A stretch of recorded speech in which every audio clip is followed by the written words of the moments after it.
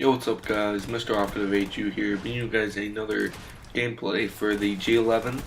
Well, it's not really gameplay, it's part of my series, but what the fuck ever, we'll go with the flow, see how this goes. But we're starting off here with this ugly gun we like to call the G11. The G11's reload system is probably the most garbage thing I've seen in a while. I don't know who made this, but buddy, what were you thinking? Were you doing some acid? Yeah guys, the barrel goes through the front. The bullets go through the barrel, like, towards your hand. I can just, I don't know how someone thinks that way, but I guess it just has to happen. Because if you're gonna shove it in the front of the gun, I don't know why you would do that, or how the firing mechanism works for this gun, but, the world goes how it goes. Now, also, I find the gun with no camo ugly. I mean, baby bark green, just maybe a little bit lighter green for the military, but like that's a really dark green. I don't understand why it's there. Now we're moving on to this new fabulous gun, the Uzi. Now this Uzi is probably the most garbage model I've seen. The MW2 Uzi probably was a little bit better. I don't really play MW2 that much, so I wouldn't know, but it probably was better. I'll just go with that. Just like some other guns in this game. Now, the Uzi's iron sights are probably the worst in the game, disregarding the, probably the G11. That's not cool with the low power scope. I don't like it at all.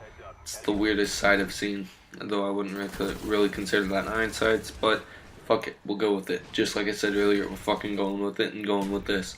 So, the T-shape of this weapon reminds me of a T-bone steak. I don't know why, and you can see we have double revives. And then one died. Ha. Loser. But the T-bone shape reminds me of a steak. The iron sights, probably just because I'm hungry, but the iron sights are pretty wonky themselves. Anyways, we're skipping on here to the Dragunov. And the Dragunov is one of the ugliest weapons in the game, mostly because I think they didn't spend enough time on it. Now, I've looked up the real, version of the gun, and here they just put a little tap nail duct tape thing on the side. Was that? It's a attachment thing that slides on the side of your gun, and when they put that on the side of the gun, they just decided, oh yeah, instead of putting a rail on top, because this is basically the AK-47 with an attached stock and a clip.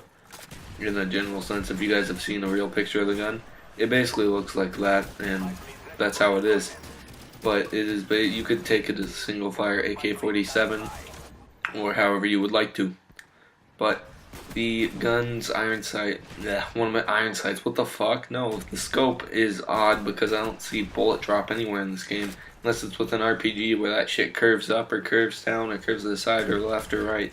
But that's just how the gun works, and the iron sights are just ugly in my, oh my god, scope is ugly. But anyways, we're switching over to this Boss 12. Now this gun in MW2 had a thinner model, it was pump action, and the iron sights were probably, I'd say a little bit better. They're the same, but it's just the thing around the gun. Though they're on the stoner too. It's just that weird metal with the holes in it. I don't even know what to call it. I just think it's pretty ugly, and I don't like it being there. And then they have the pump right there at the end, when really you can just spam this gun all day long. For those of you who jitter, I'm sure you've already figured it out, but this gun you can jitter, and I've been killed by jitters multiple times, and it's getting annoying. Please stop and go to MW3 or something. Oh no. Go to a shitty game and play like shitty players. And here I saved my teammate with the headshot. Now this gun is probably a tighter spread than most shotguns, and that's what I like about it, the hit marker thingy system. It's just good. But anyways, I'm gonna go and up it about.